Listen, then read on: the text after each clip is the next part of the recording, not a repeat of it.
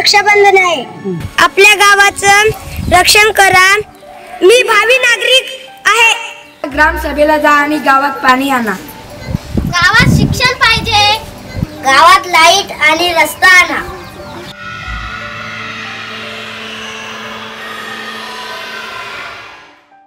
गावाची कुठची सभा असते? आणि ग्रामसभेला गेल्यानंतर काय मिळतं?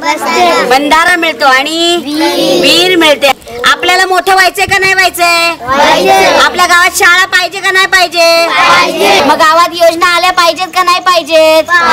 मग जर योजना पाहिजेत तर ग्रामसभेला लोकांनी जायला पाहिजे का नाही पाहिजे?